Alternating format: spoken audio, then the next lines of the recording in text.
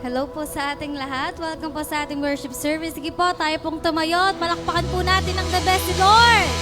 Come on! Let's give our best love to Jesus! Batiin po muna natin ang ating mga katabi ng magandang umaga. For anything else, let's pray po muna. Yes, Lord, we thank you, Lord, sa araw na ito. Salamat po sa biyaya na kami po ay maka-attend. Salamat po sa desire ng puso ng bawat isa, Lord God. Lord, sa araw na ito, we thank you dahil kahit ganito ang panahon, hindi napigilan na ikaw po ang aming unahin. And thank you, Panginoon, at hayaan mo, Lord God, na ang mga kapatid po namin parating pa ay makarating po dito ng safe and sound. Lord, alam po namin matindi po kayong gagawin today, and be ready, Lord God, to receive your message, to worship you, and to glorify your name, Lord God. Thank you, Lord. In Jesus' name, amen.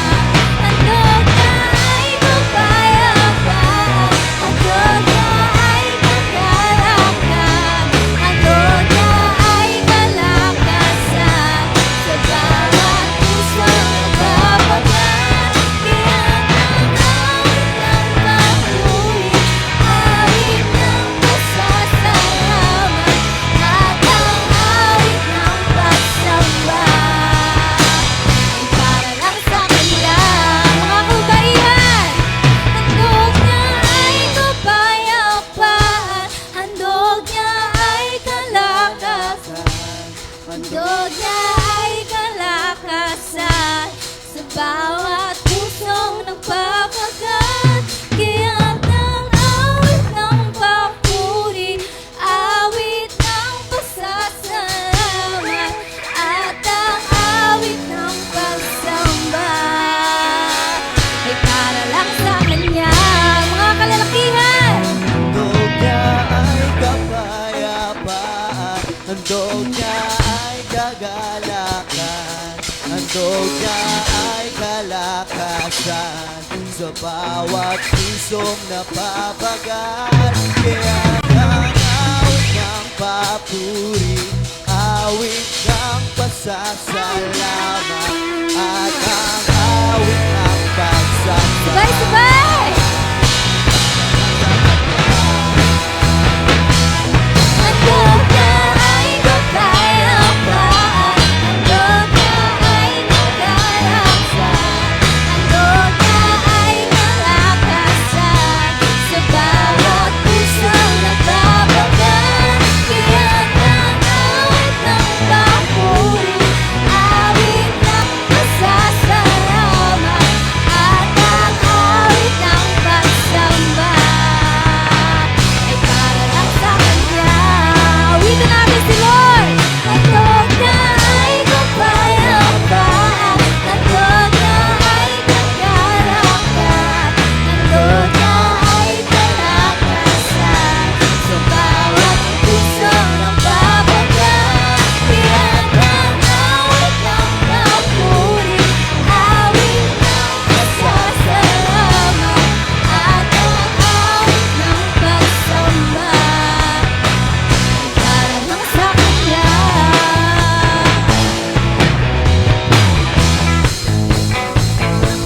Mga patuloy natin awitan si Lord. Ikaw lang, Panginoon.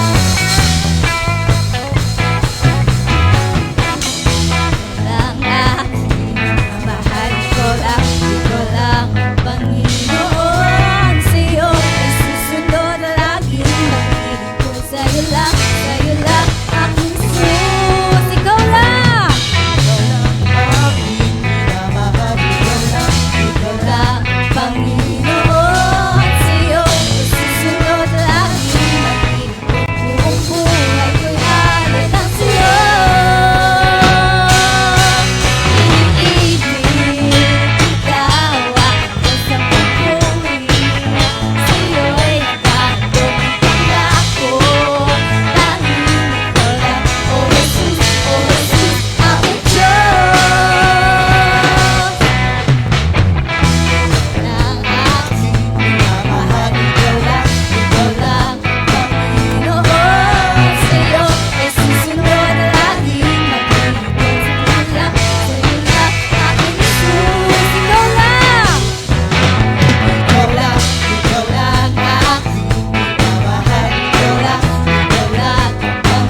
Panginoon. Sa'yo ay susunod lagi, buong buhay ko'y alay lang sa'yo. Iniibig ikaw, aking Diyos ang papuri, sa'yo'y nagkakatog ng pangako, tanging ikaw lang, O Jesus, aking Diyos. Iniibig ikaw, aking Diyos ang papuri, sa'yo'y nagkakatog ng pangako, tanging ikaw lang, O Jesus, aking Diyos. Iniibig ikaw, aking Diyos ang papuri, sa'yo'y nagkakatog ng pangako, tanging ikaw lang, O Jesus, aking Diyos. Iniibig ikaw, aking Diyos ang papuri, sa'yo'y nagkakatog ng pangako, tanging ikaw lang, O Jesus, aking Diyos. Kalakasan ko ay ikaw, kalakasan ko ay ikaw, kalakasan ko ay ikaw, kadalakan sa bituin na. Kalakasan ko ay ikaw, kalakasan ko ay ikaw, kalakasan ko ay ikaw, kadalakan sa bituin na. Kalakasan ko ay ikaw. Come on, church! Kalakasan ko ay ikaw, kalakasan ko ay ikaw, kadalakan sa bituin na. Kalakasan ko ay ikaw. Come on, church! Kalakasan ko ay ikaw, kalakasan ko ay ikaw, kadalakan sa bituin na. Mga kababaihan, ay ikaw, kalakasan ko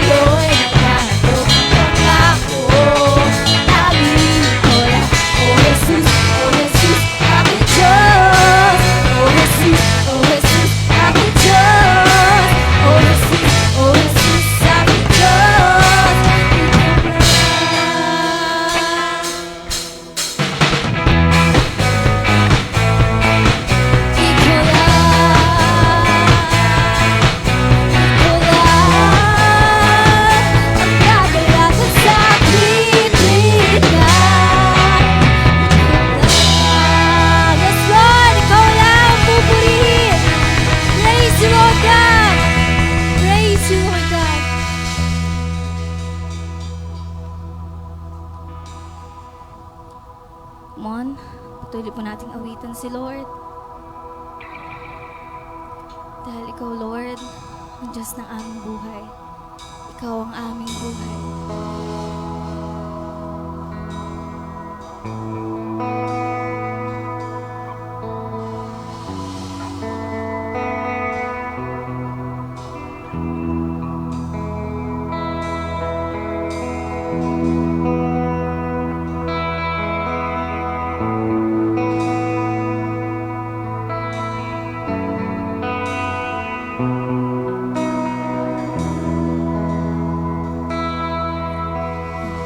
Kung wala sa'yo ay kalakasan ko,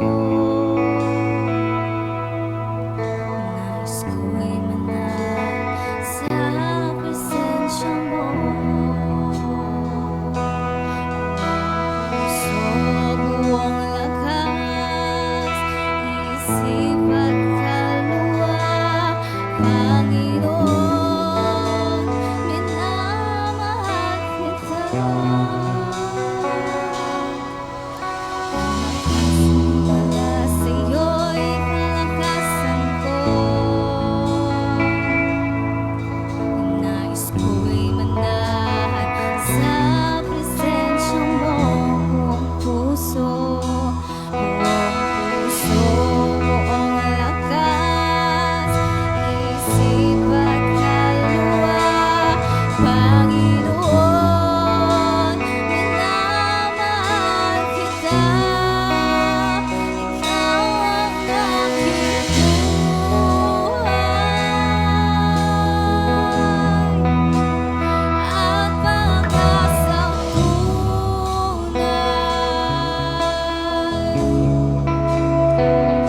Sa bisig mo, Panginoon, ako'y himlay.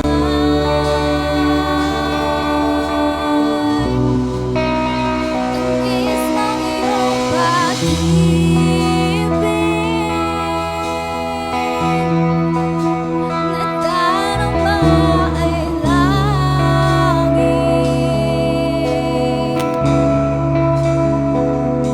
Sa piling mo, Panginoon, kailanman di ko'y mapapalik ka pa.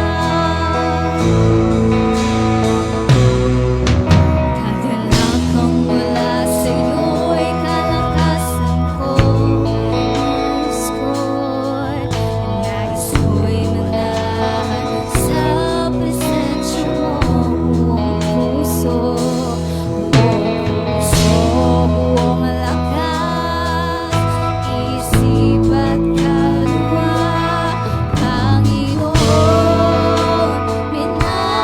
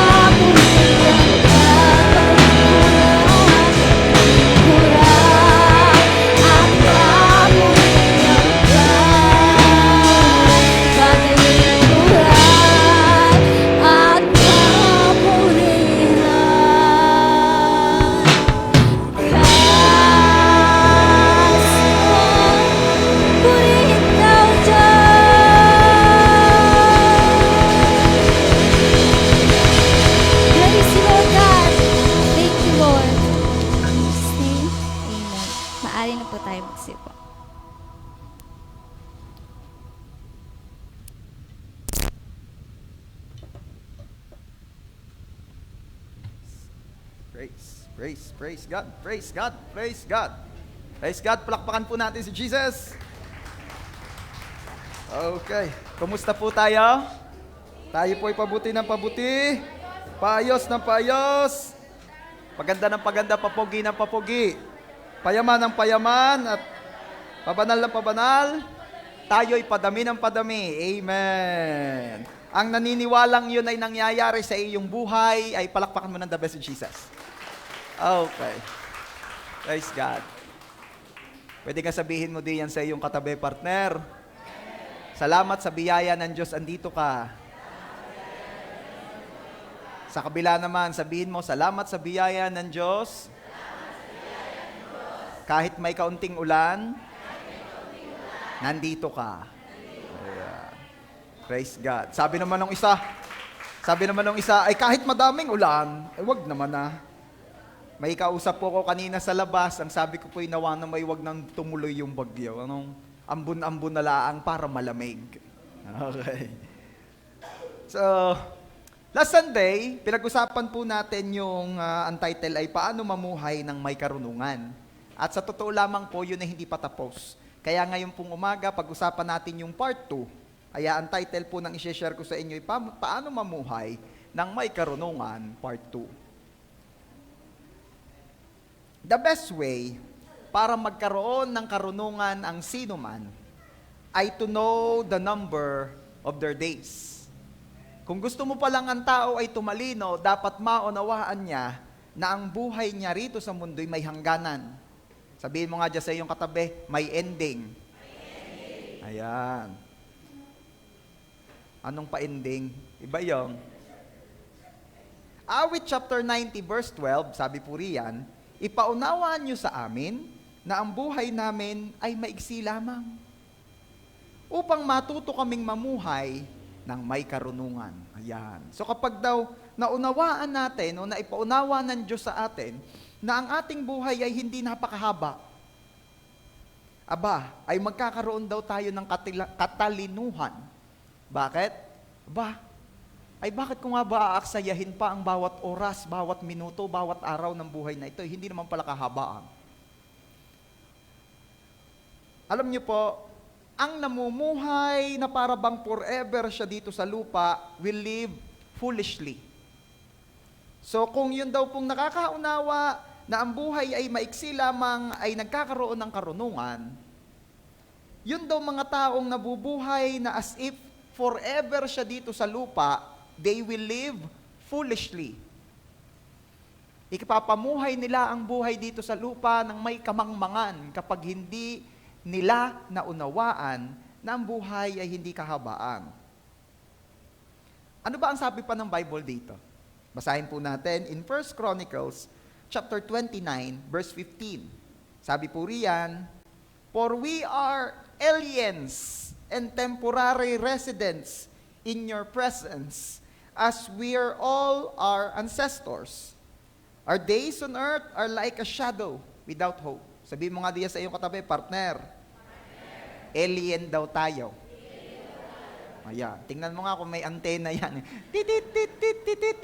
Hindi po. Ang ibig sabihin po niyan, digay yung kapag ka walang yung mga hindi residente rito, ang tawag ay alien. Ibig sabihin, hindi ka taga rito.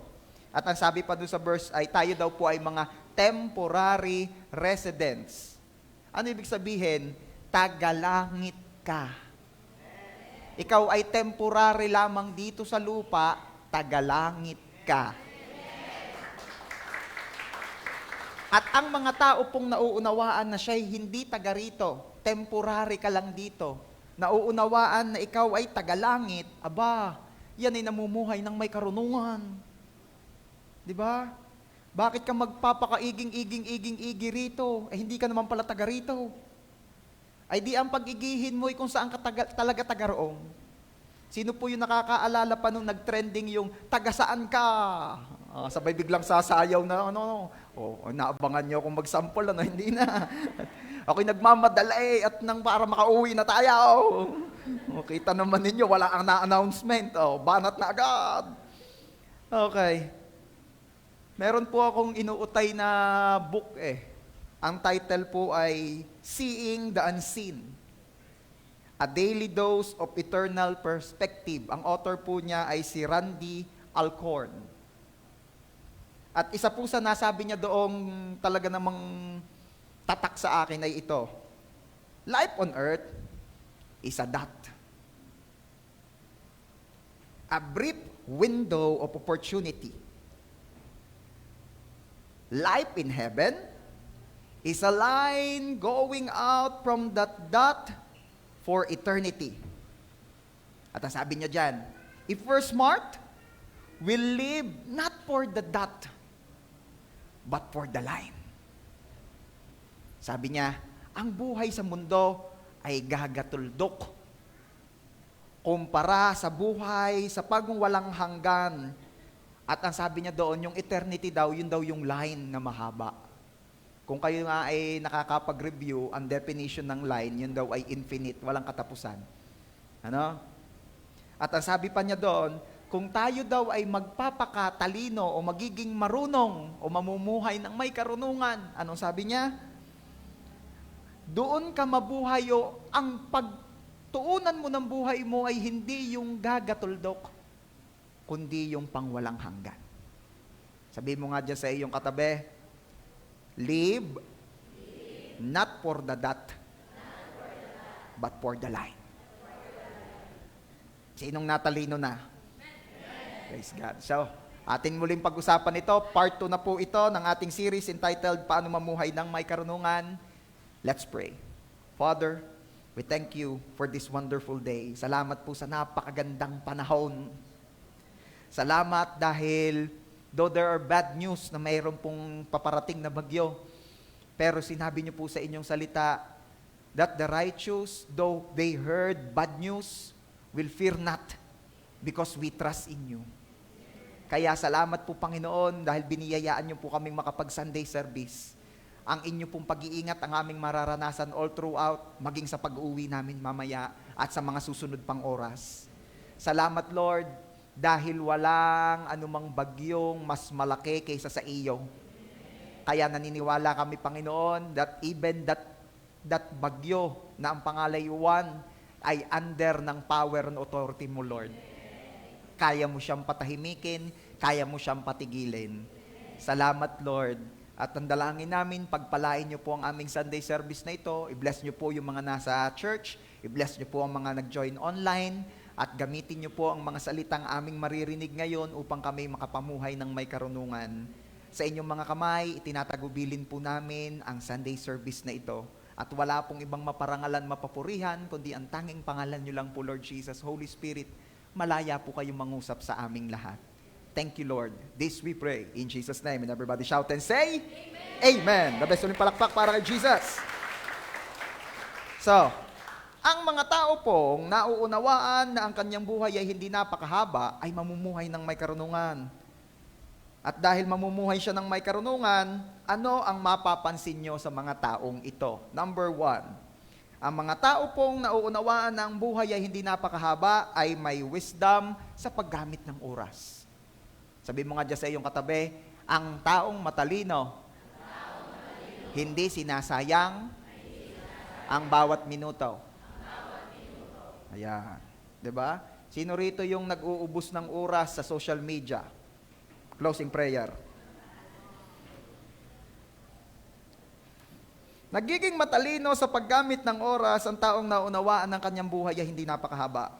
Walang sinasayang na panahon ang mga taong ganyan.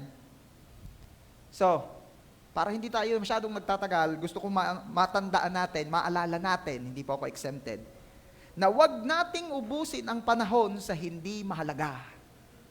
Sabi mo nga dyan sa iyong katabi, wag ubusin ang panahon sa hindi mahalaga. Sino yung hanggang ngayon, kanta pa ng kanta ng dot-dot?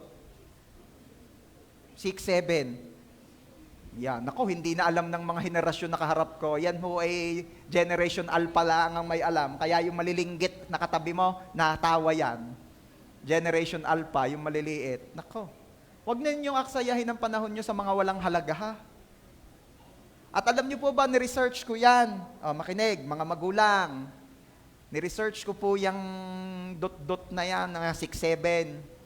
Nako, Yan po pala isang American rap, ng isang American rap artist, na kung i-check nyo po ang lyrics, is all about sex, drugs, worldly living.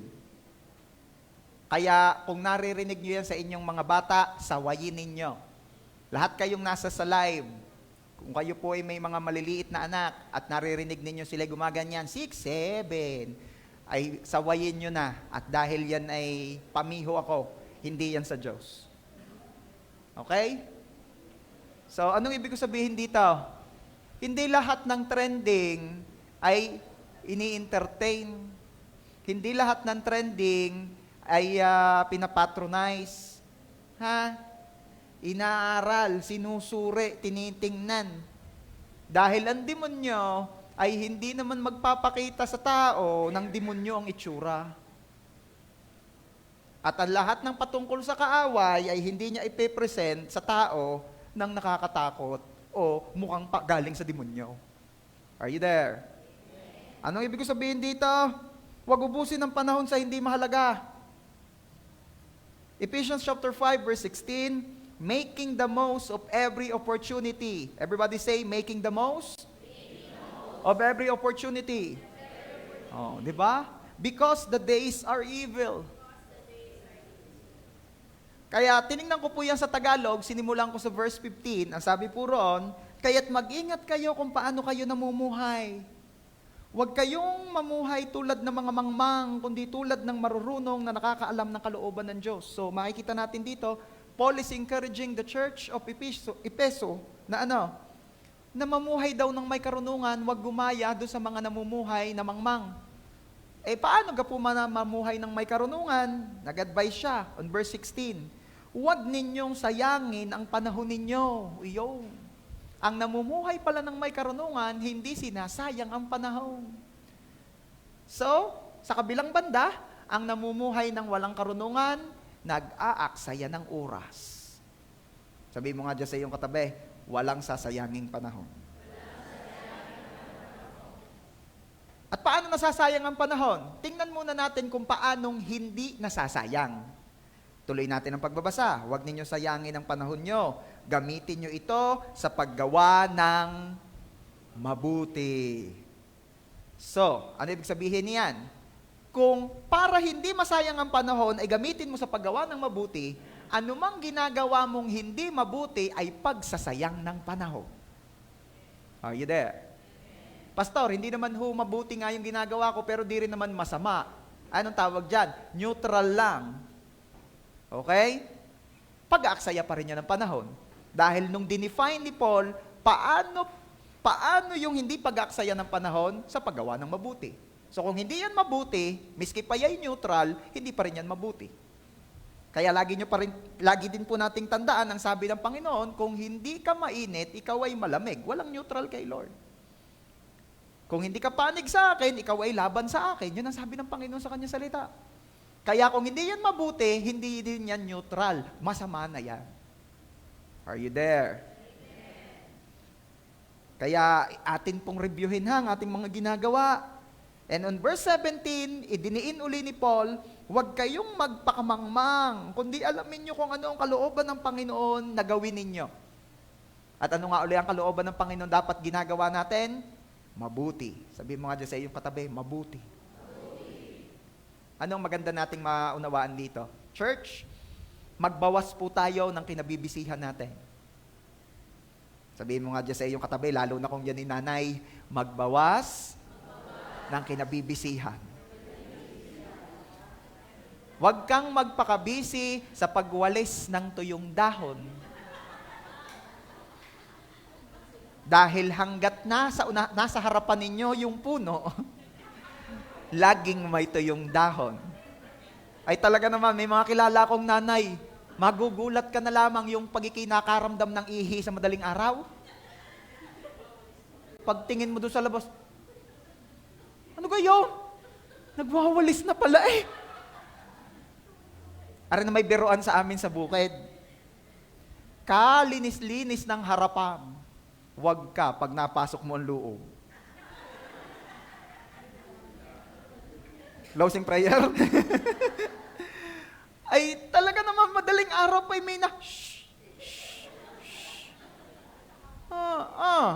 tunay naman. Ang pagkaaga na yan, huwag mong istresin ang sarili mo sa pagwawalis ng tuyong dahon. Pastor, kasama naman hong tingnan masama naman nga tingnan pero ay pag ang yan ang lagi mong babantayan, ay sa maghapon ilan ang papatakdi yan? Ubos ang oras mo. Sayang ang buhay. Sabi mo nga dyan sa katabi mo, huwag sayangin ang oras. Mga kabataan, yan po ang Facebook ng mga nauna sa atin. Yan daw ang tuyo. Nako. Malakas makalibang iyan. Ano pa? Yung agang-agay may nag-uumpo ka na, nako, maglalayo di yan. Mga bandang alas 8:30, alas 9, may nakaway na sa iyo. Nako, ako'y tigil-tigilan ninyo. At ako'y masasayang lang na naman ang oras ko. Hindi, madali lamang. Yun po. Yun pong madali lamang ay scam.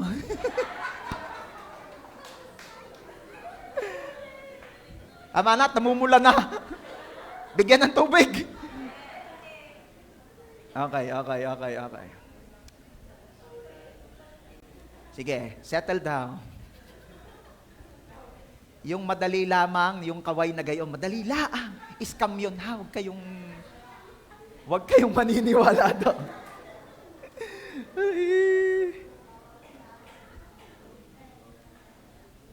Mahaba-haba pa yung aking script na yung tungkol doon, i-skip ko na. Na-hit na ang objective. Ay, sayang ang oras. Sige, ako na may laban sa gayon Kung ang pag-uusapan ay tungkol kay Lord at para sa kaharian. Pag tungkol naman sa buhay ng may buhay, yan ay tunay naman. Nagkakasala ang diyan. Sayang oras. Sabi mo nga dyan sa katabi mo, huwag sayangin ang oras. Sa chismisan.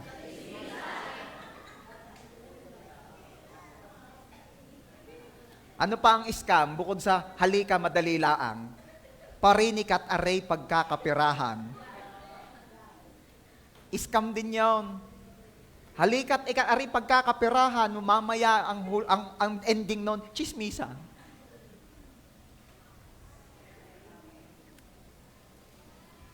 Meron akong latest na balita pag daw nakaabot ng 80, bibigyan ng 10,000. Narinig niyo yan? Hindi lang alam kung kailan. Okay. Bakit kailangang magbawas ng kinabibisihan? Para makapaglaan ng mas maraming oras sa mahalaga. Reviewin natin ang ating mga kinabibisihan at makikita ninyo, majority doon hindi mahalaga. Mamaya, i-define ko kung ano ang mahalaga sa perspective ni Lord. Ngayon na pala, huwag nang mamayain. Nagmamadali nga pala tayo. Sa pananaw ng Diyos, ano mahalaga? Ito. Malalaman mong ang isang bagay o ginagawa mo ay mahalaga kapag makakaabot yan sa eternity. Kapag madadala mo yan sa pangwalang hanggan, yay mahalaga. Ang mahalaga ay kung ano ang madadala mo sa langit. Ang mahalaga ay yung may dating sa walang hanggan. Kaya kung hindi mo madadala sa langit at walang dating sa walang hanggan, hindi talaga yan mahalaga. Sabi mo nga dyan sa iyong katabi, gayon pala yun. Pastor, paano naman ho yung aking pag-aaral? Ay siya, tama-tama, pag uwi ko, sasabihin ko sa amin, inay! Dumali na naman. Paano ho ang aking pagtatrabaho? Pag uwi ko, ako'y magre-resign na. Hindi! Paano ho ang paghahanap buhay? Pakakawalan ko na ang mga manok at mga pugo. Di rin pala naman madadala sa langit. Hindi! Yan ay mga kailangan para mabuhay. Kung palangit ka na, go on. Mag-resign ka na. Huwag ka nang mag-aral. Pakawala na ang pugo. Pero kung wala ka pang planong magpalangit at iintayin mo yung timing ni Lord, mga kailangan yan para mabuhay. Okay? Binabalansin natin ito. So, ano kailangan gawin? Let there be a blending. Ayan. Sinong mga nakarinig na nito? Ito yung narinig ko kay Rebito sa leadership camp. Let there be a blending. Ano ba ibig sabihin ng blending? Sino po rito yung nakarinig o nakapanood na nung merong nag-perform na choir? Di ba nagbe-blending ang boses nila? Ano? Ano-ano nga yung mga boses? Merong soprano. Ano ba yung soprano? Yun ay mataas na babae? Mataas na babae. Sige na, tulungan niyo ako, hindi ko alam Soprano, alto. Ang alto, yung mababang boses na babae. Tapos ano sunod? Tenor. Ano yung tenor? Yun yung mataas na lalaki. Tapos, yung isa, yung kulang sa ligo. Baho. Ayan. Okay. Ngayon, kung tatanungin ninyo ako kung saan ako doon, ako'y nasa audience. Manonood lang ako. At di kayo nakita nyo naman, may mataas, may mababa, tapos may version pa ng lalaki, mataas din, mababa rin. Iba't iba, Iba't iba. Pero pag yun ay nagsabay-sabay, maririnig mo yung blending. Sabihin mo nga ulit, blending. Ay, di kayo isang napakagandang piece, isang napakagandang kanta nung nagsama-sama na. Blending, hindi naglalahok ha. Yung iba kasi, ang susunod na maglalahok. Ay, kalahok pala, Blending. Kagandang pakinggan, pag yung nagbe-blending na, ikaw, saan ka doon? Sa soprano, sa tenor, tenorchor. Ang boses parang tenorchor, Sabi, brother, kalamig ng boses mo. Oo, siya nga. Oo, kakangilaw. Kakabait. Ay, so, tama ng tawa. Masyado naman. Baka yun ang mga maalaala ninyo. Alam niyo po sa buhay, hindi tayo pinipigilan ng Diyos na gawin yung mga kailangan sa buhay. Yung mag-aral, yung magtrabaho, magnegosyo, kahit nga mag-love life, di ka pinipigilan kung pwede nang mag-love life. Kung nag-aaral pa, di mag-aaral ka muna. Pwede namang special friend. Di ba? Friend na special. Bahala ka na. Hindi pinipigilan ng Diyos ang mga yan. Kailangan mo yan sa buhay na ito. Oo nga't di mo yan madadala sa langit, pero kailangan mo yan sa buhay na ito at nandito ka pa. Pero ang hinihiling ng Diyos sa atin, let there be a blending. Ano ibig sabihin? Parang yun sa choir, na kapag pinagsabay-sabay yung pagtatrabaho, love life, negosyo, at syempre yung paglilingkod mo kay Lord, pag pinakinggan, walang ibang naririnig kundi para sa kaharian. Naunawaan nyo ga? Kailangan, sige, palakpakan mo si Lord. Let there be a blending. Lahat ay dapat para sa kaharian. Ano ibig sabihin dito? Naghahanap buhay ka para sa kaharian. Nagninegosyo ka para mas marami ang makakilala kay Lord through your life, through your business. Alam nyo, may mga naririnig akong kwento, nagpo-put up ng business, nag-hire ng mga empleyado. Ano ang number one goal? Hindi para mag-gain ng profit, kundi para yun daw mga empleyado ay ma-share ng gospel at makakilala kay Lord. You see? Diba? Pastor, paano naman yung aking talent and skills? Sige, dance for the glory of the Lord. Sing for the glory of the Lord. Hayaan mo sa pamamagitan ng talent na binigay ni Lord sa iyo, marami ang makakilala sa Panginoon. Paano po naman, Pastor, magagamit yung talent ko para marami makakilala kay Lord? Laging may hahanga sa iyo. At tuwi nang may humahanga sa iyo, give to God the glory. Diba? Napansin ninyo si Stephen Curry? Pagkakashoot, nagayon? Ano ibig sabihin? Nangangansyaw yan? Isa uli, isa pa. Hindi. Kaya pag nagayon at nakakagayon ulit, nakakashoot ay nagayon, ano ibig sabihin nun? Glory to God. Biyaya ng Panginoon. And Stephen Curry po ay isang born-again Christian. Okay. Sabihin mo nga, lahat para sa kaharian. And in Galatians chapter 6 verse 10, sabi po doon, therefore, as we have opportunity, let us do good to everyone. Yan. Tuwing may pagkakataon, di ba? Walang sinasayang na oras ito. Tuwing may pagkakataon, gumawa raw tayo ng mabuti sa bawat isa. Sabihin mo nga, sa bawat isa. So yan ay walang pili ha. Hindi sinabi riyang, as we have opportunity, let us do good to everyone, pero sa kababag ay huwag. Hindi. So kahit meron kang hindi kasundo, still do good to them. Pastor, ayaw hong tanggapin, do good to them. And especially to those who are of the household of faith. Sa Tagalog po, lalong-lalo na sa iyong mga kapamilya sa pananampalataya. So every time may opportunity ka na gumawa ng mabuti, tumulong, maging pagpapala, lalo na daw sa mga kapatiran, wala kang aaksayahin o sasayangin na panahon. And in Colossians chapter 4 verse 5, isang maganda ring paalala, be wise in the way you act toward outsiders, make the most of every opportunity. Pastor, sabi nyo, everyone, tapos kapatiran. Paano naman ho yung mga hindi ko kakilala, yung mga nasa labas, yung malalayo? Gayon din, be wise in the way you act toward outsiders. Make the most of every opportunity. Sino po rito yung ipinagpe-pray ang mga taga Cebu? Sama nyo sa prayer. Pastor, kalayo-layo naman. Sino gayon mga yun? Hindi ko nga, baka hindi ko na makita yun hanggang umuwi ako kay Lord. Ano naman? Ang sabi nga sa atin, make the most of every opportunity, be wise. Saan? Sa pakikitungo rin naman daw sa mga taga-malayo. So, please pray sa mga taga Cebu. Please pray doon sa mga taga-malayong alam natin sila yung sobrang naaapektuhan ng bagyo. Please pray for them. Unang-una sila'y makakilala kay Lord. Gamitin ng Diyos ultimong yung kanilang sitwasyon ngayon para sila'y makakilala ng totohanan kay Lord. Padalawa, sila'y iligtas ng Panginoon. Kagabi, yun ang mas mahaba pang ipinag-pray ko sa mga taga-malayo kaysa sa amin. I prayed for them. Grabe ang burden na ibinaba ng Lord sa akin kagabi. I prayed for them. Sabi ko, Lord, ingatan niyo po sila.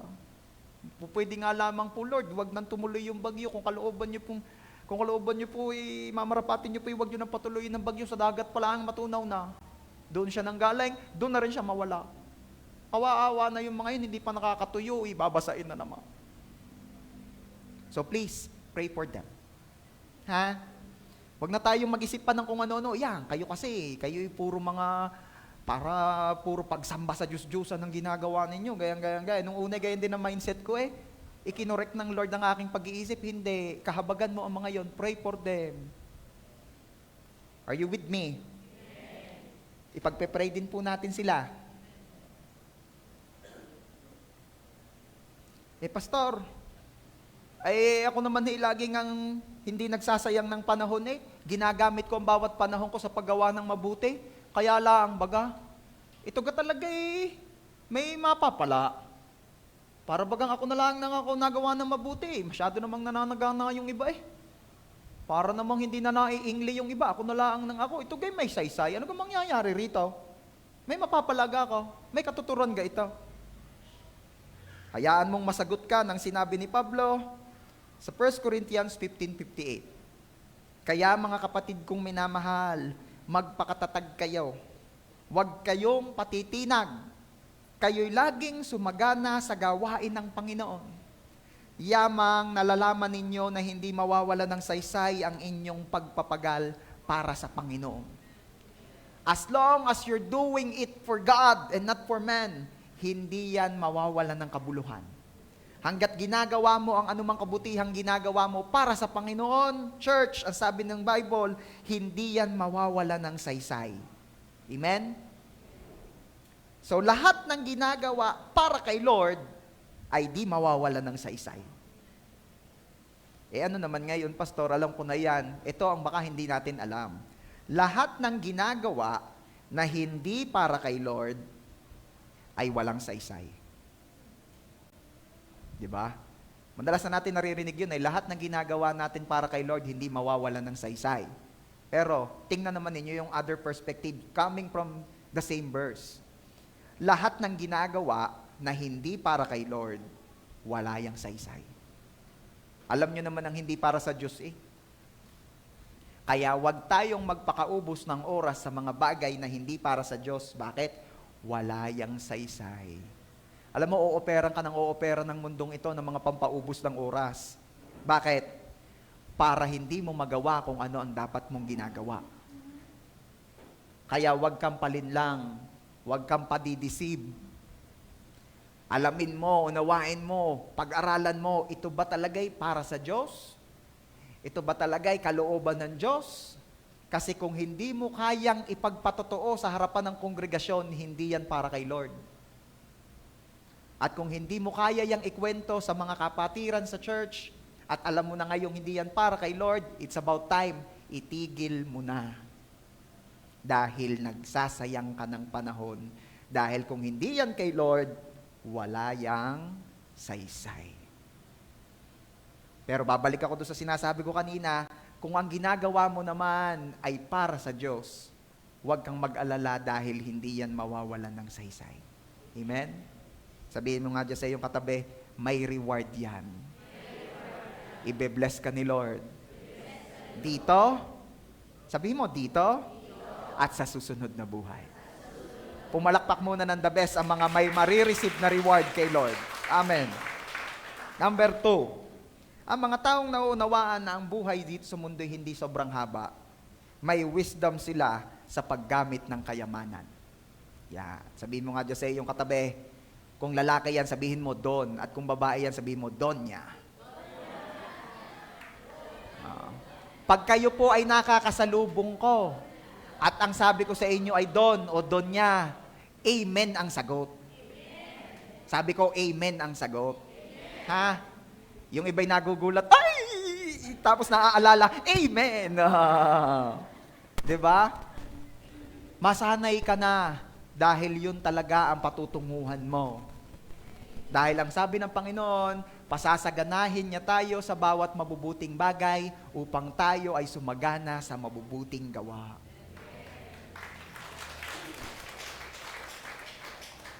So may wisdom sa paggamit ng kayamanan. 1 Timothy chapter 6 verse 7, ang totoo, wala tayong dinala sa mundong ito at wala rin tayong madadala pag alis dito.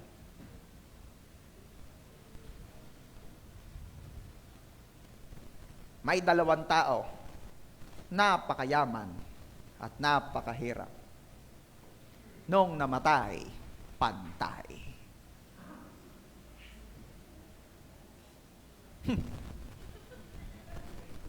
Diba? Isa pa, may dalawang tao, napakadaming lupain. Walang lupa. Nung namatay, parehas lamang kaunting metro kwadrado ang kailangan. Nagtipid pa nga yung iba, patayo ang libog.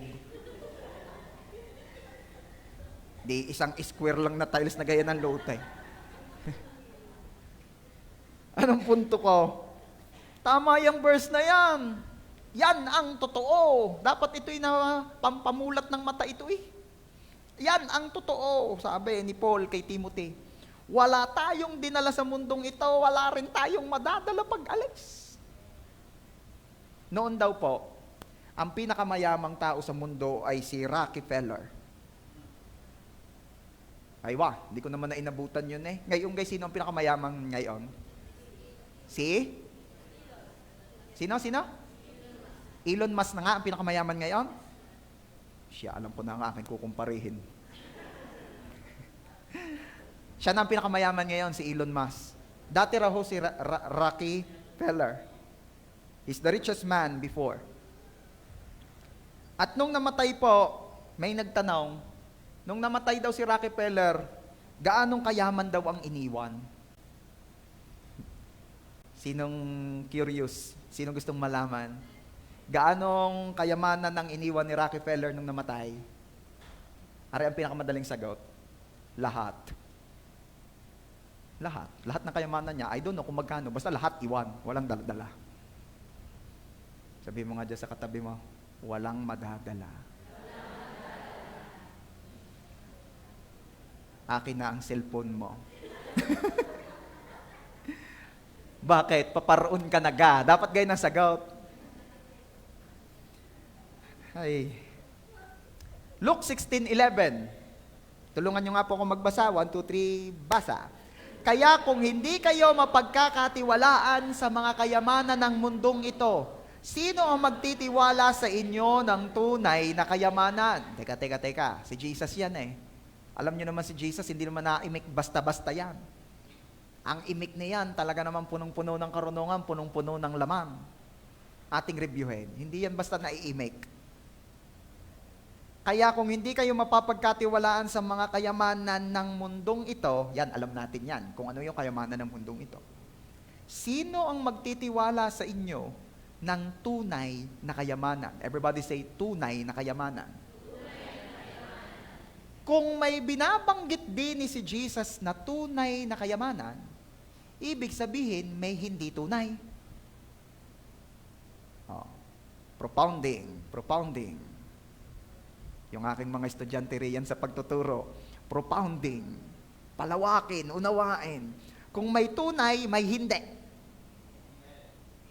Ay alin ang binabanggit ni Jesus diyan na hindi tunay?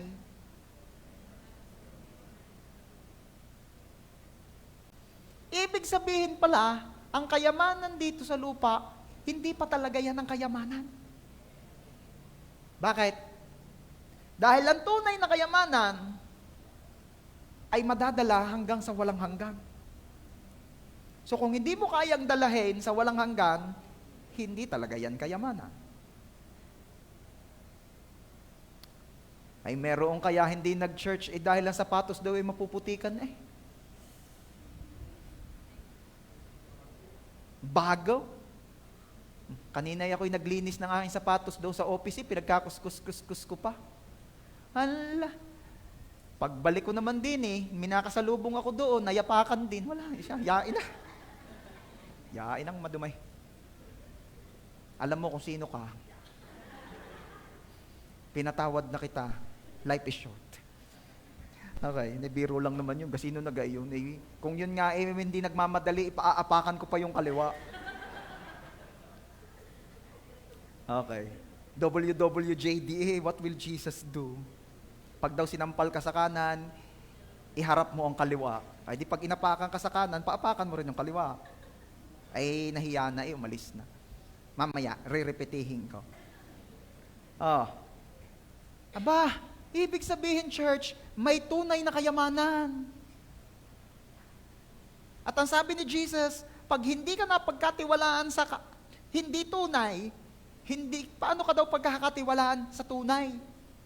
O tingnan natin yung kabila namang point. Pag napagkatiwalaan ka sa hindi tunay, pagkakatiwalaan ka sa tunay. Sino rito ang gustong pagkatiwalaan ng Diyos ng tunay na kayamanan? Talagang pagkayamanan, malakas ang amen natin dyan. Pastor, gusto ko yan. Gusto ko rin pong pagkatiwalaan ako ni Lord ng tunay na kayamanan. And we all know na ang sinasabi ni Lord na tunay na kayamanan ay yung kayamanan sa langit, kayamanang madadala hanggang sa walang hanggan. The question is, paano po ako magkakaroon niyan? Sinong gustong malaman kung paano magkakaroon ng kayamanan sa langit? Basahin natin ang sinabi ni Jesus sa Matthew chapter 6 verse 19. Sabi niya doon, huwag kayong mag-ipon ng kayamanan para sa inyong sarili rito sa mundo. Dahil dito ay may mga insekto at kalawang na sinisira sa inyong kayamanan. At may mga magnanakaw, bayawak, buwaya na kukuha nito. Bakit kayo natawa? Hindi. Naaalala ko lang kasi yung baha. Flood control. Hindi. Anong gusto kong makita nyo rin Sabi ni Jesus, wag daw tayong mag-iipon lamang ng kayamanan dito sa lupa. Ito'y maraming hindi ito naintindihan, masyadong na-extreme. Aba, hindi nga nag-iipaw. Tapos kapag biglang nangailangan, sinisisi ang gobyerno. Hindi po masamang mag-ipon. Sabi mo dyan sa katabi mo, hindi masamang mag-ipon. Hindi po masamang mag-ipon, ha? Just make sure na nag-iipon ka din sa langit. Uulitin ko. Hindi masamang mag-ipon dito sa lupa. Yung mga kabataan, usapang ipon. Iba ho mag-ipon ng mga youth. Ang mga youth ganito mag-ipon. Hindi ko nilalahat, pero kadamihay ganito. Mag-iipon dahil may bibilhin. Diba? Shopee! Nag-iipon kasi may bibilhin. At pagka napaaga ang deliver, inay!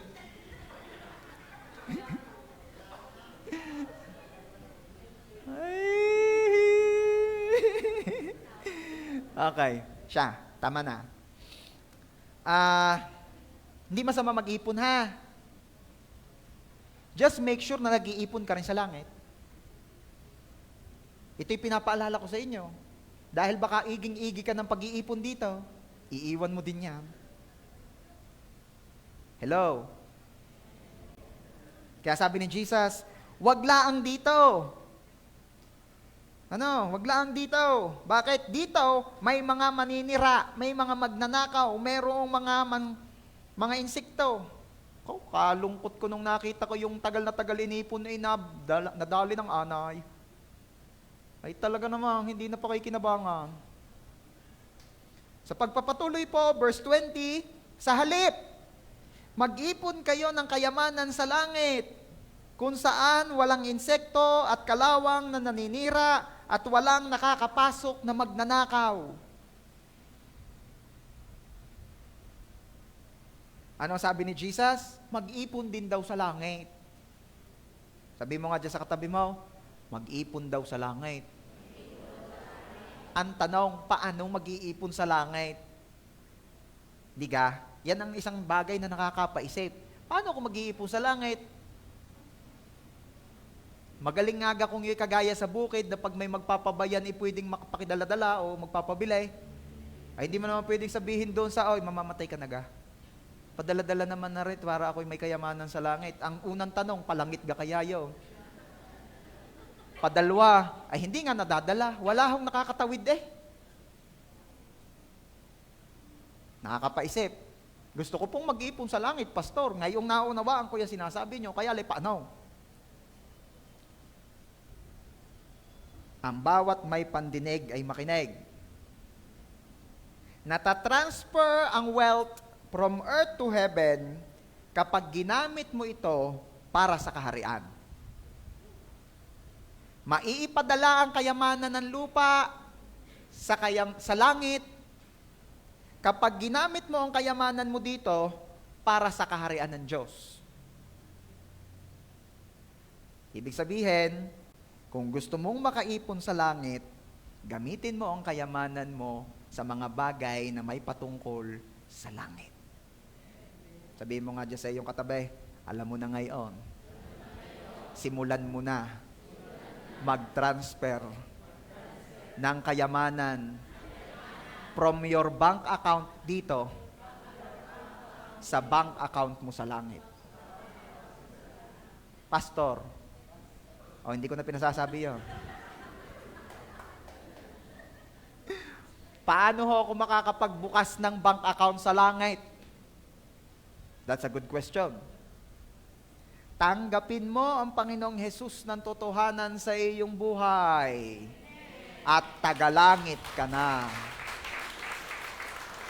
At pag naging tagalangit ka, automatic may heavenly account ka.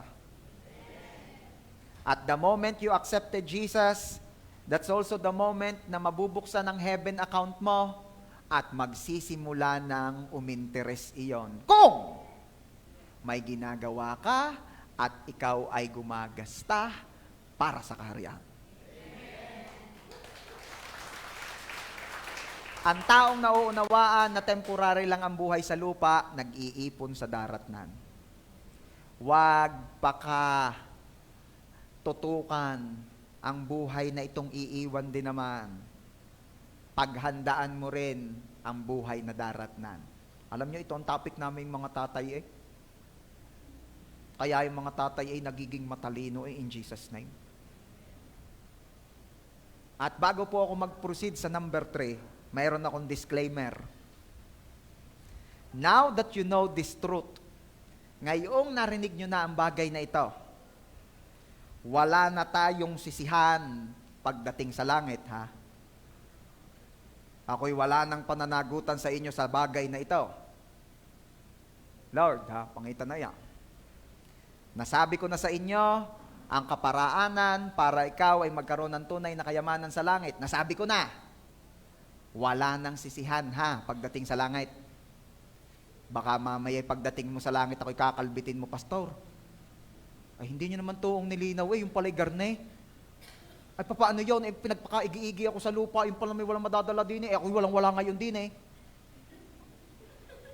Ay, anong sasabihin ko sa inyo? Howie, yay, pinag-usapan na natin, na ituro ko na yan sa inyo ha. Tandang-tanda ko, November 9, 2025. November 9 nga ngayon. Oh. Tanda kita, ikinasa bandang una, ang suot mo'y pula. Ha? Ikaw ay kita ko, nakatingin ka sa akin. Sinabi ko ang paraan. O, ba't ako sisisihin mo ngayon? Ay, paano po ang magagawa ko? Wala na. Kung ano na ang iyong meron, pagdating mo doon, hanggang eternity na yung gayaon. Kaya habang naririto pa, pag-igihin mo na ang pagpapadala. Sino nakarinig na si Jesus mismo ang may sabi na tayo may mga bahay doon? At siya'y mauuna sa Ama upang ihanda ang ating titirhan. Ang tanong, si Jesus nag-aantay ng materialize. Ihahanda daw niya ang iyong titirhan. At nag-iintay siya ng pang-materialize. Ang tanong, nagpapadala ka ga ng pang-materialize? So, walang sisihan. Pagdating mo sa langit at sabihin mo, Pastor, bakit naman trasis lang ang ari? Ay, ba't ako sisisihin mo na naman na ituro ko na sa inyo, magpadala ka ng pang-materialize? Gamitin mo ang kayamanan mo sa lupa para sa kaharian at nang yun i-convert into kayamanan sa langit. At tapos ngayon ako na naman ang tatanungin mo, na ituro ko na sa iyo, ikaw nasa may bandang likod, naka-checkered ka. Huwag mo nang hanapin. Di ba? Sabihin mo dyan sa iyong katabi, partner, alam mo na ha, wala nang sisihan. Pamaya busangot na busangot, pastor. O, anong nangyari sa iyo? Dapat masaya ka na, nasa langit na tayo. Pluring lang, hunadat na ko. Magaling at may pluring ka. Yung kilala ko nga yun, sa tabi ng kalsada. At least ginto naman ang kalsada rito. Hindi nga lang naiibili. Sabi po sa Bible ang kalsada daw ho sa langit gawa sa ginto. Kung ang kalsada ay gawa sa ginto, ano pa kaya ang kayamanan doon? Ano pa kaya ang kayamanan daw? Grabe, ano? Number 3.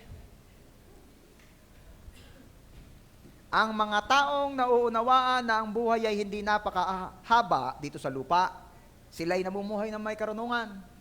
At dahil sila'y namumuhay ng may karunungan, sila ay may eternal perspective sa lahat ng bagay. Ano ibig sabihin ng eternal perspective? Everybody say, eternal perspective. Laging ang mindset o ang laging isip niyan ay kung ano ang pangwalang hanggan. Di ba? Pakikitaan ko kayo o paririnig ko sa inyo ano-ano yung mga bagay na dapat nating maunawaan o kailangan tayo magkaroon ng eternal perspective.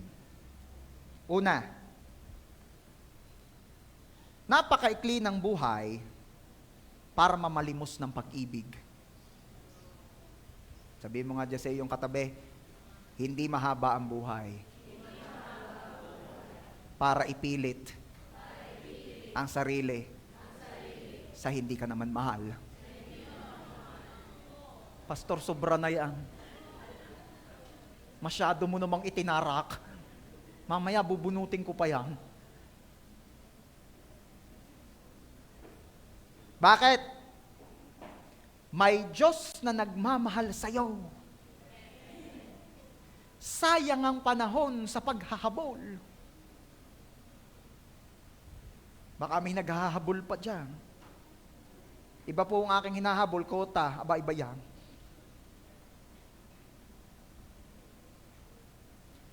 Kung gusto kang iwan, hayaan mo. Huwag mong habulin. Huwag mong piliting mahalin ka. Sabi ng isa naka-attend pa.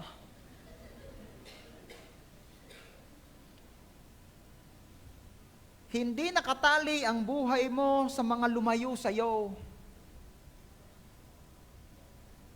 Kaya wag mo namang ubusin ang buhay mo sa mga ayaw naman sa iyo. At kung hindi man dumating sa akin ang panahon na ako ay mahalin mo rin. Ano sunod? Asahan mong di ako magdaramdam kahit ako ay mangmang. Ay hindi nabubuhay ng may karunungan eh. Anong tawag ng Bible?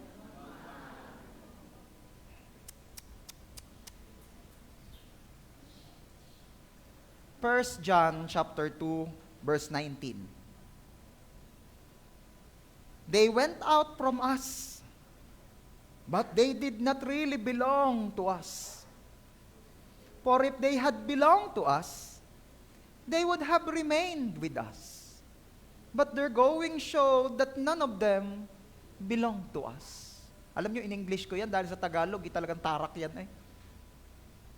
Basta ang ibig lang sabihin yan, hindi sila para sa atin, kaya iniwan nila tayo. Kung may tao na iniwan ka, isa lang ang ibig sabihin.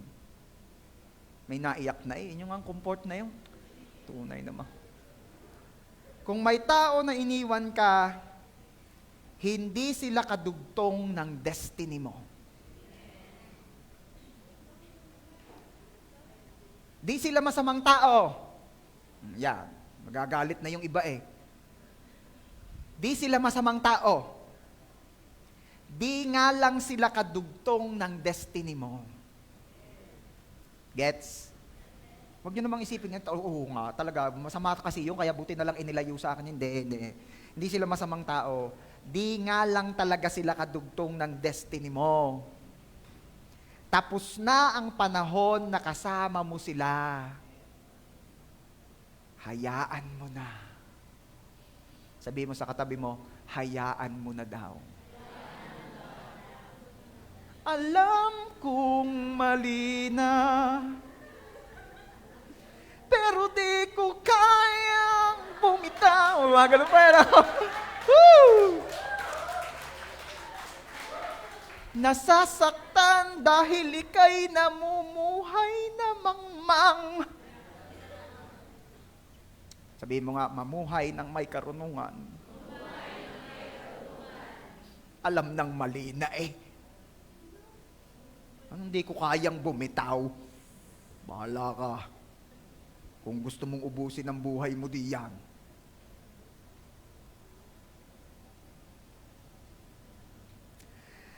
Kailangan mong malaman kung sino ang inilaan ng Diyos para sa iyo hanggang dulo.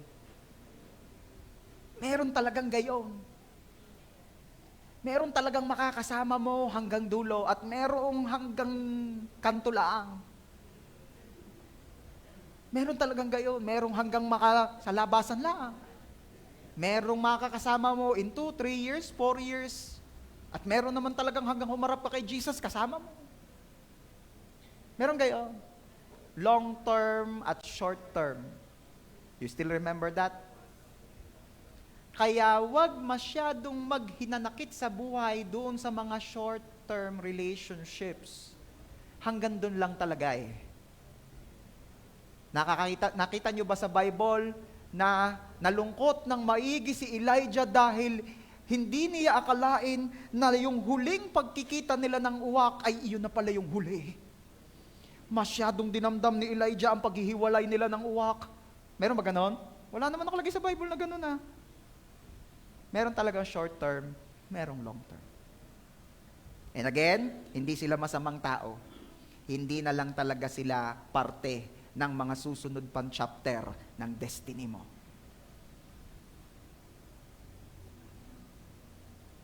Ano pa? Parang maging interesado kayo dito ah.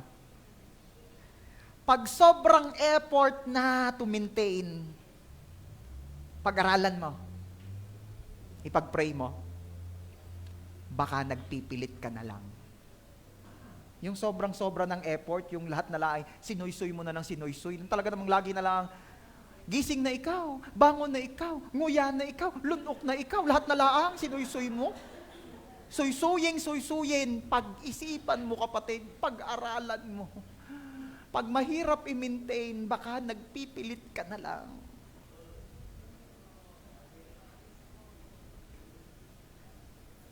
Oceans apart. Parang ako'y napapaibig magkakanta ngayon. Makapag-video okay nga mamaya. Sino sasama sa amin? Walang pasok bukas. Kita nyo naman, sa akin nakakita ng pastor, nagyayakag, magbibidyo okay. Wala naman barek yun, video okay lang naman ko sakali. Para doon sa mga hindi pa po alam, yung mga ka-close ko, alam ito eh, ako yung mahilig manganta sa video okay. Yung! Napaulot na! Yay! May masasaid pag po rambutan. Uutay na daw kahit dahon. Okay. Ako'y nagmamadali, ba't pinatatagal ninyo? So kapag napakahirap i-maintain, baka nagpipilit ka lang. Sabihin mo nga, huwag mamalimos ng pag-ibig. Kung may tao na di ka tinuturing ng tama, di ka minamahal ng pabalik, at di nakikita ang iyong halaga, hayaan mo na. Bakit mo hahabulin ang sino man? Gayong si Jesus ay nagmamahal sa iyo.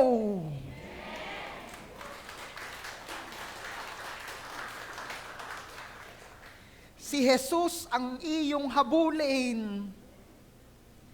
Ang habulin mo ay yung siguradong nagmamahal sa iyo, yung pinatunayan ang pag-ibig niya sa iyo kahit nung kaaway ka pa, yung namatay sa cross para sa iyo para hindi ka mapahamak, yung nag-iisang nagsasabing, anak, ganito kita kamahal, huwag kang mamalimos ng pag-ibig. May Diyos na nagmamahal sa iyo and that's Jesus. Itong buhay na hindi napakahaba, sa Kanya mo gugulain. Siya ang iyong habulin. Ang pag-ibig ni Jesus ang iyong nasahin. Amen? Natalino? Natalino. Kaawa ko dun sa mga nanliligaw, lalo nang tumagal. Ano pa? Eternal perspective. Napakaikli ng buhay para mainggit. Gugugulin mo ang buhay mo sa inggit? Ang inggit ay nalulungkot sa tagumpay ng iba. At yang inggit, nagse-celebrate sa kabiguan ng iba. Yung mga, dali mo. Ayan, ako, inggit yan. Ay kabaligtaran ng sinabi ng Diyos. Romans chapter 12 verse 15. Rejoice with those who rejoice, mourn with those who mourn. Makigalak doon sa mga nagagalak, malungkot sa mga nalulungkot. Ay hindi, ang inggit ibaligtad, nalulungkot sa tagumpay, nagse-celebrate sa kabiguan ng iba. Ano pa? Ang problema sa inggit, hindi niya kailanman makukuha ang kinaiinggitan niya. Kahirap nang naghahabol ka ng bagay na hindi naman magiging iyo. Kaigsi-igsi ng buhay na ito'y gugugulin mo sa paghabol sa bagay na hindi naman magiging iyo. Anong tawag daw ng Bible? Mangmang. Ano pa? Yang inggit, mabubulok daw ang buto. Proverbs 14:30. A heart at peace gives life to the body, but envy rots the bones. Yeah. Sabi nung isa, talagang hindi ata na doktorin eh. Walang makita ang doktor eh, walang makita. Ako, kita ko. Inggit yan. Sabihin mo nga dyan sa iyong katabay, pag hindi na doktorin, baka inggit yan.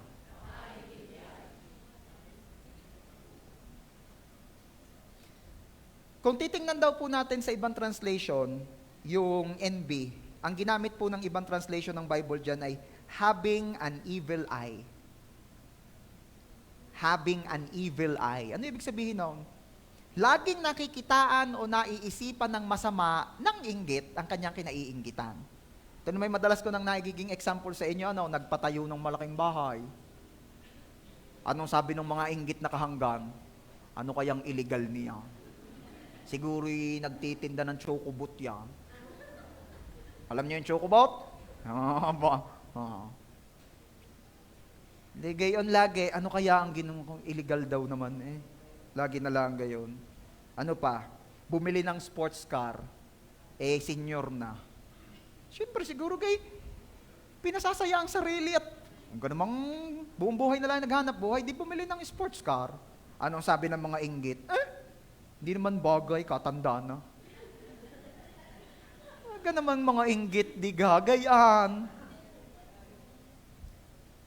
Ay, nako.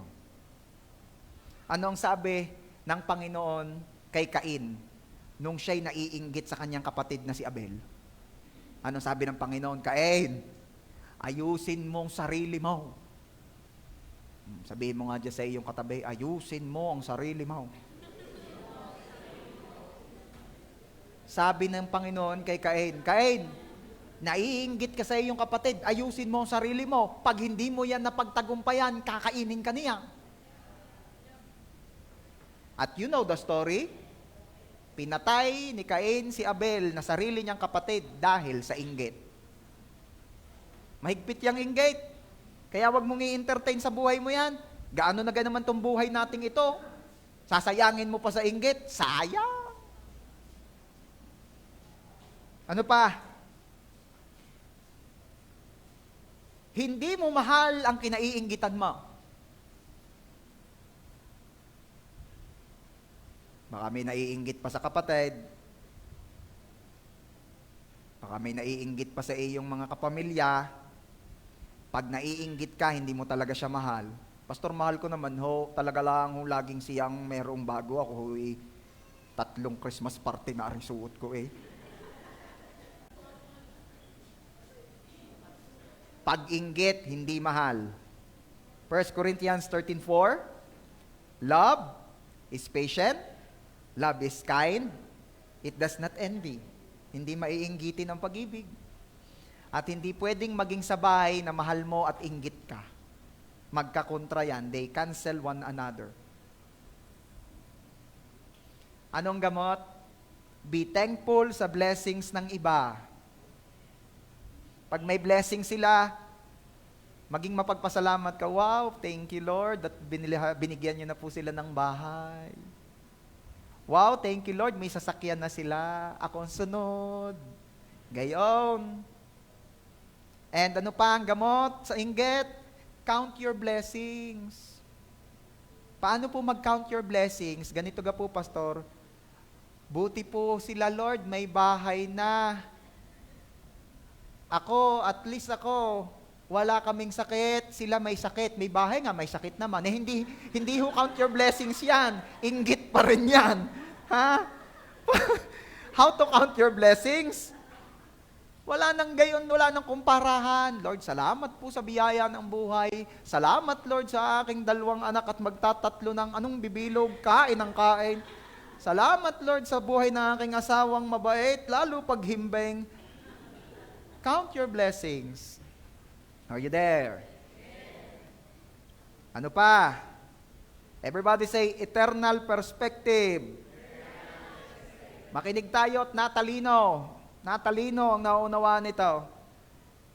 Napakaikli ng buhay para i-please ang lahat ng tao. Wala po kayong makikitang content creator o anumang page o account na walang basher. Lahat may bashers. Kahit nga itong ating ginagawang ito, Word of God na ang ating ipinopost sa YouTube, may bashers pa rin eh. Sabi baga, kapangit ng sound system. Oh. Ay, hindi pa ang napansin yung Word of God ang napansin pa yung sound system ay nung una ako inayayamot, sabi ko, nakaw, ang buong pundo ibubuhos sa sound system. Tingnan natin sabay up, napaalalahanan ako. Are you pleasing them? And good luck. If you want to please everyone, you cannot. Laging may basher. Yung isa naman, sa halip na ang makita yung Word of God, ay kung talagang ako'y nasaktan doon sa sinabi, sabi baga, kapugi ng pastor.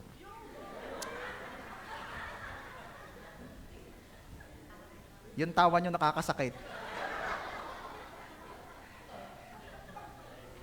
Sa halip na sa salita ng Diyos mag-focus, ang nakita yung kapugihan ko, talagang, ang aking asawa, ewan ko kung kumusta kaya yun daw sa kanyang inuupuan ngayon. Anyway, ako po'y mabiro. Sa mga nasa YouTube, ako po'y nagbibiro lang. Ha? Hindi naman ako, alam ko ako hindi kagwapuhan. Sabi ni Pastora, pugi daw ako. Sabi ng aking ina, mabait ako. Wala si mama dito. Nasa live. Okay. Maikli ang buhay para magpa-apekto ka ng magpa-apekto sa iniimik na re at sa iniimik nitaw. Inay, napapaano kayo? Kayo'y lumabas ng kwartaw. Ayoko. Bakit? Ano na namang narinig ninyo? Wala. Ano na namang narinig ninyo? May nag-message na naman sa inyo? Hindi. Ba't kayo gayaan? Ano na namang narinig ninyo, inay? Umayos kayo, inay. Umayos kayo. Kasi sabi ng iyong ate.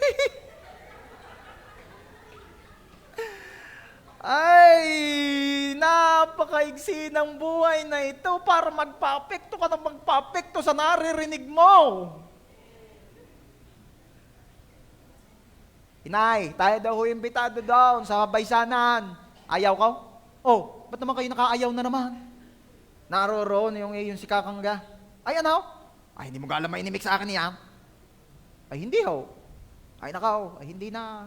Ako'y makakakain na din eh. Kanila na yung lichip lang. Sa hirap. Lumiliit ang mundo. Nagiging limitado. Sabi mo nga dyan sa iyong katabi, partner. Lagi at lagi kang may maririnig. Kasi may tainga ka.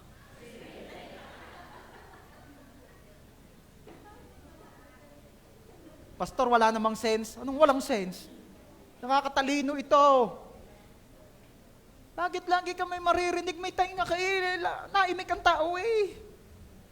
Tumira ka sa isla. Yung ikaw lang ang tao. Ay, paano marami namang tiyunggo doon. Maraming unggoy doon. May mga Martinez pa. Anong imik? Pangit. Ay, naimik pa rin eh. Okay, nahaba. Balik sa outline. Alam niyo kung bakit hindi mangyayari talaga mapiplease mo lahat? Tanungin niyo ako, Pastor, bakit po? Si Lord nga hindi tanggap ng lahat. Si Lord nga hindi pa ayaw pang yapusin ng lahat. Ano bagang pangit kay Lord? Lagi kong tanong din ano pagang masama sa Diyos? Ano pagang inaayawan sa Panginoon? Ay hindi pa rin yapusin, hindi pa rin tanggapin. Ikaw paga naman. Are you there? Andito ka para matuwa ang Diyos sa'yo. Hindi ka nabubuhay to please people. You are here to please God. Revelation chapter 4 verse 11, Thou art worthy, O Lord, to receive glory and honor and power. For Thou hast created all things, and for Thy pleasure they are and were created. Sabihin mo nga, I am created for God's pleasure. Tayo po'y nilikha to please God. Tayo'y nilikha to please God. Mabuhay sa araw-araw, o nga't di napakahaba, pero at least may karunungan na ikaw ay nilikha to please God and not man. Palakpakan mo nga si Lord if you want to please Him. Ano pa? Eternal perspective. Napakaikli ng buhay para di magpatawad. Alay, sabi nyo kanina, kung ako'y iniwan, di, hayaan na, pero patawarin mo. Kasi kahit hinayaan mong iwan ka, pero di mo naman pinapatawad, nakatali pa rin sila sa'yo.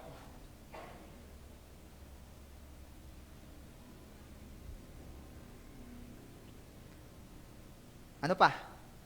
Hanggat nasa lupa, di mauubos ang katitisuran. Kaya ito'y nasabi ko na nung minsan, sinasabi ko uli ngayon. Bakit? Kasi ganito ang buhay dito sa lupa. Nakapagpatawad ka, mamaya may patatawarin ka na uli. Bakit? Dahil ang mundong ito ay mundong hindi nauubos ang katitisuran. Luke 17:1.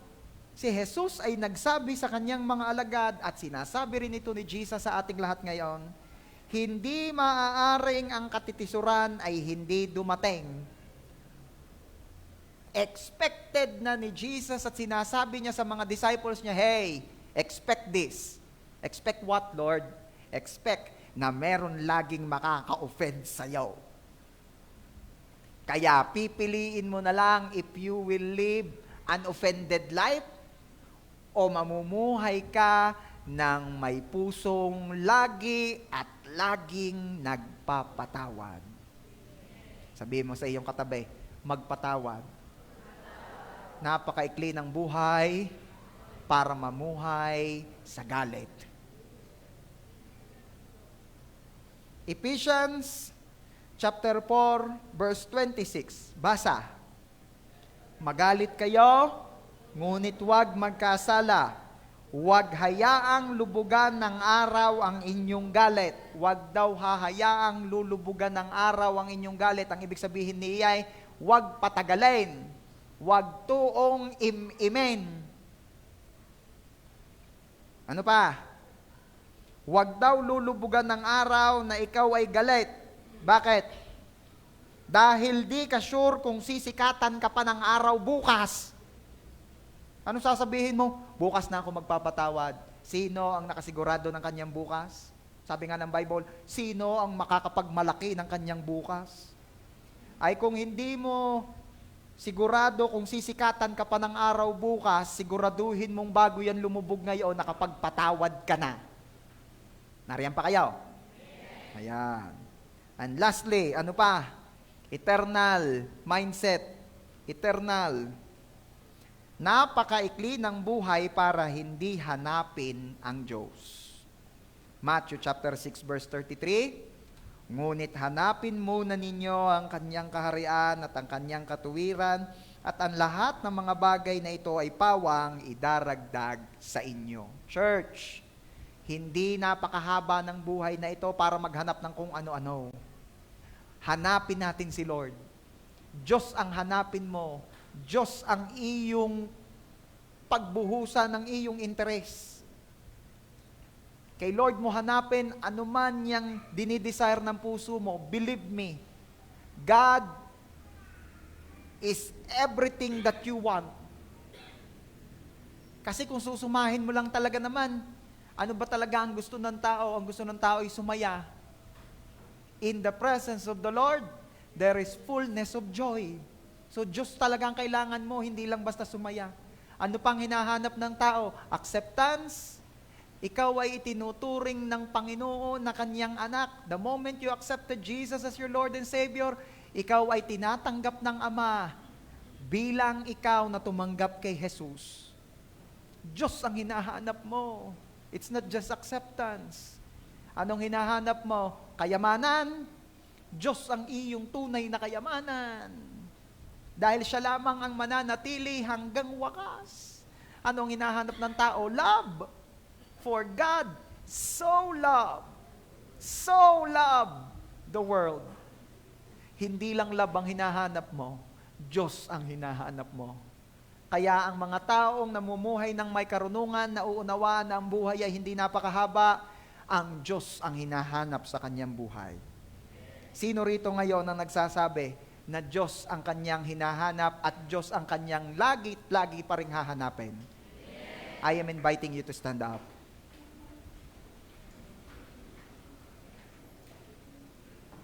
Ang prayer ko, makapamuhay tayo ng may karunungan.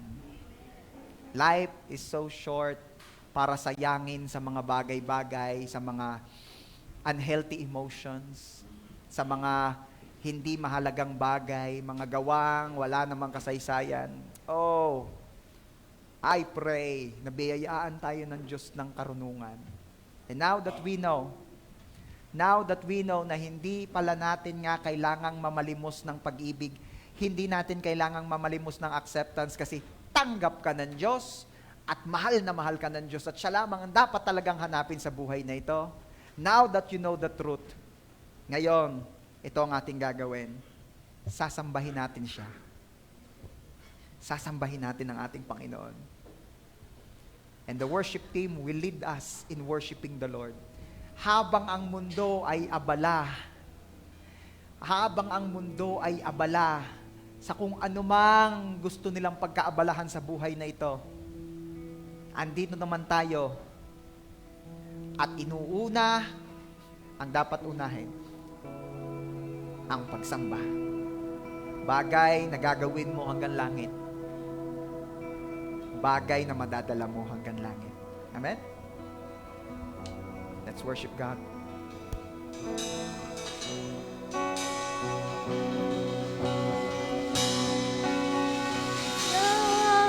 Aking buhay, ang pag-asang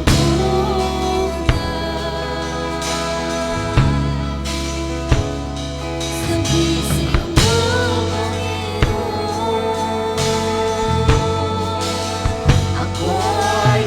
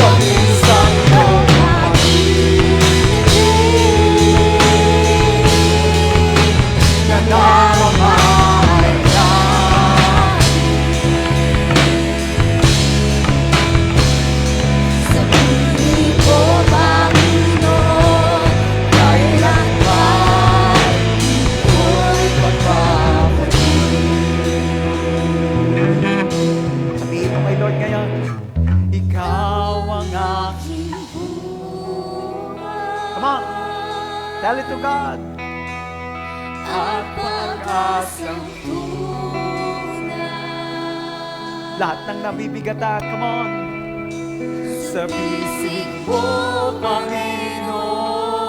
Lord, your crying shoulder ko ay himlay. Come on, magsumbong ka ngayon kay Lord. Tamis ng iyong pag-ibig, nadarama ay langit.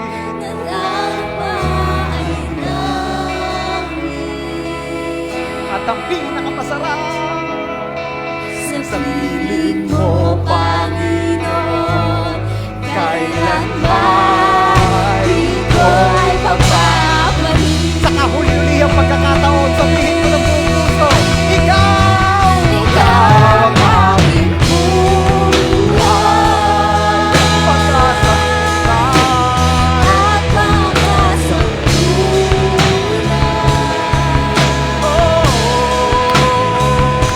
Sa bisig mo,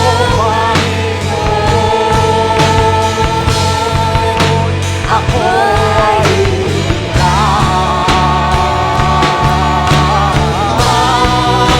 Tamis ang iyong pag-ibig, nadarama ay langit. nadarama ay langit.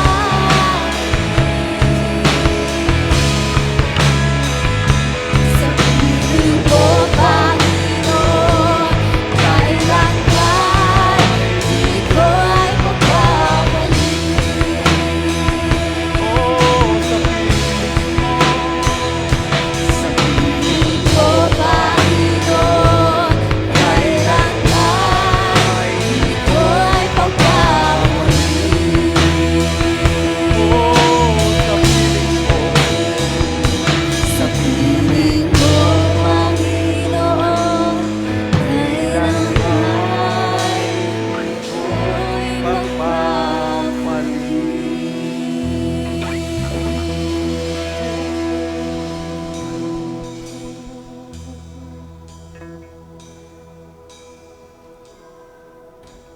Ama naming Diyos, sa pangalan ng Panginoong Jesus, kami po'y lubos na nagpapasalamat sa araw na ipinagkaloob niyo sa amin upang minsan pa ay mapaalalahanan ng iyong mga salita. Thank you, Lord, sa biyaya na kami ay maturuan paano mamuhay ng may karunungan. Salamat, Lord, for we believe that today, tumanggap po kami ng masagana mong biyaya. Karunungan sa paggamit ng aming oras. Karunungan sa paggamit ng aming kayamanan. At pagtingin sa bawat bagay sa buhay ng may eternal perspective. O Lord, teach us to always number our days that we may gain a heart of wisdom. Hayaan niyo, Lord, na ang buhay na ito, bagamat di napakahaba, ay magamit namin para sa iyo at para sa iyong kaharian. Bigayaan at bigyan niyo po kami ng maraming pagkakataon to do good. Biyayaan niyo po kami ng maraming oportunidad para makapaglingkod sa iyo. Biyayaan niyo po kami ng maraming pagkakataon upang ikaw at ang iyong katuwiran, ang iyong kaharian ang unahing hanapin. Salamat po, Ama. I pray and declare in Jesus' name na ang J1 San Jose ay pamilya ng Diyos na namumuhay ng may karunungan. Ginagamit ang buhay na ito ay nilalaan para sa iyo, Panginoon, at para sa iyong kaharian. To you alone, all the glory and honor. Ito po ang aming prayer in Jesus' name. And everybody say, Amen. God bless you. Sige po, makakaupo na po tayo.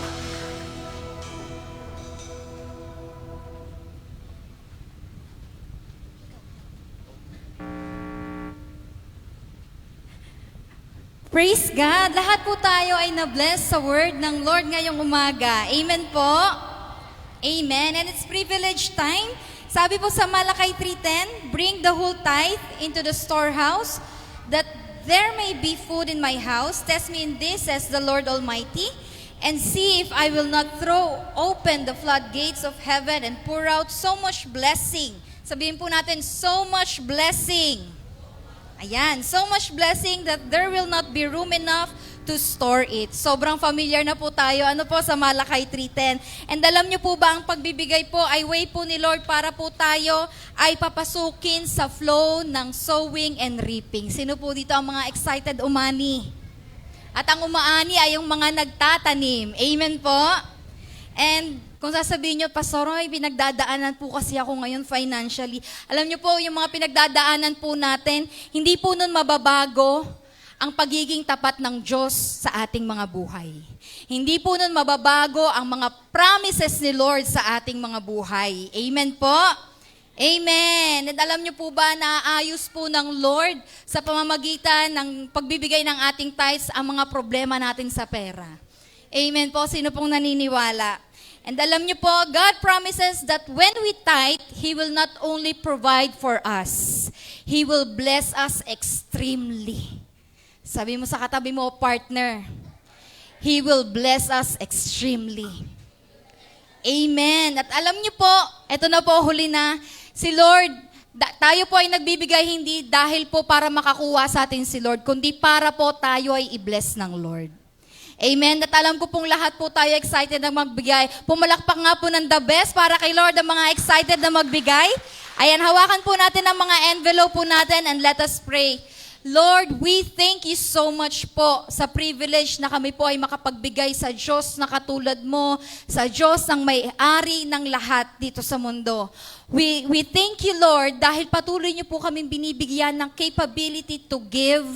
Lord, yung biyaya mo na maibigay po namin ng buong-buo ang aming tithes, ang aming offering, yung aming first fruit, oh God.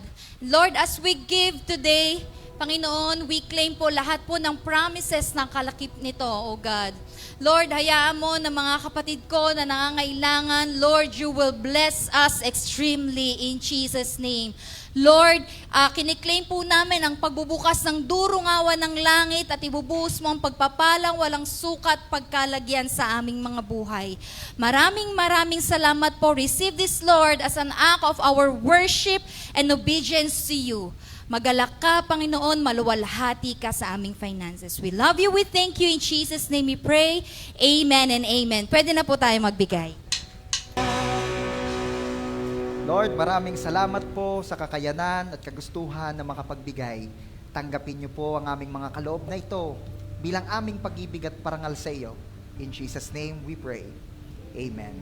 Lord, i-bless niyo rin po ang bread and juice na gagamitin po namin sa communion at patuloy niyo pong ipaalala sa amin yung grabing love na ipinakita niyo po sa cross. In Jesus' name we pray. Amen. Lahat po ng meron ng bread and juice ay ini-invite ko pong tumayo at sabihin po nating lahat, Ama naming Diyos, patawarin niyo po ako sa aking mga kasalanan. Panginoong Jesus, tinatanggap ko po kayo ng totohanan sa aking buhay bilang aking Diyos, Panginoon at tagapagligtas. Maghari po kayo sa puso ko. Maghari po kayo sa buhay ko. Pumasok po kayo sa puso ko. At huwag niyo na po kong iiwan magpakailanman. Kainin po natin ang bread na sumisimbolo sa kanyang katawan.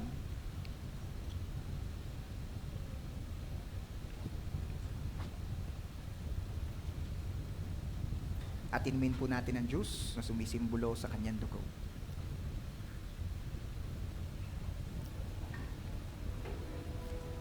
Praise God. Minsan pa, palakpakan po natin ang the best, si Jesus. And let's celebrate God's victory sa gawain po ito.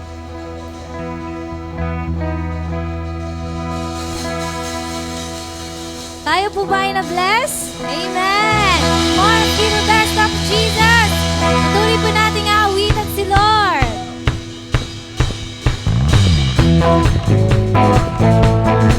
Yes, Lord! Ikaw lang ang aming pupurihin!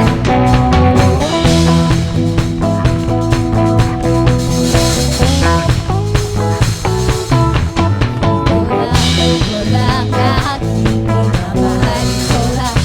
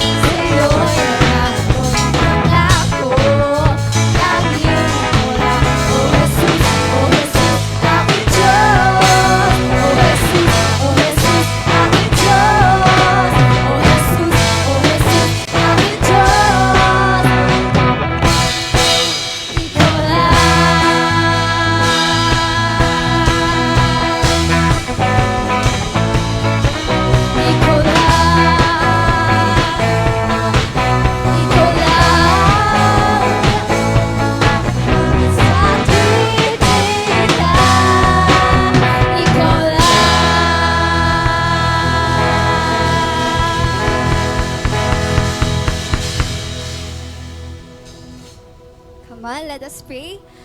Yes, Father God in heaven, thank you, Lord God, for reminding us na ang buhay ay maiksi lamang, O God. Lord, biyayaan niyo po kami na mamuhay ng may karunungan. Biyayaan niyo po kami, O God, na maging wise sa paggamit ng oras, ng kayamanan, at pagkakaroon ng eternal mindset or magkaroon ng eternal perspective, O God. And Lord, thank you for so much love for us. And Lord, sa ginamit mong lingkod, kay Rev Ralph, patuloy niyo po silang i-bless. Ganon din po ang kanilang family, O God. And Lord, sa aming pag-uwi, let your divine protection will cover us. Salamat, O God. Ito po ang aking prayer in Jesus' name. Amen. The Lord bless you and keep you, make His face shine upon you, and be gracious to you. May He lift His countenance upon you, and give you shalom. At habang nakataas po ang ating mga kamay, iniiwan ko sa ating lahat ang pag-ibig ni Abba Father, ang biyaya ni Lord Jesus na ating tagapagligtas, at ang pagsama ni Holy Spirit ay mapasa ating lahat, ngayon, bukas at magpakailanman, at ang lahat ng anak ng Diyos, na patuloy na mamumuhay ng may karunungan, lahat ay magsabi ng Amen. God bless you, and thank you so much for joining our Sunday service. Magkita-kita po tayo sa mga susunod pa nating services.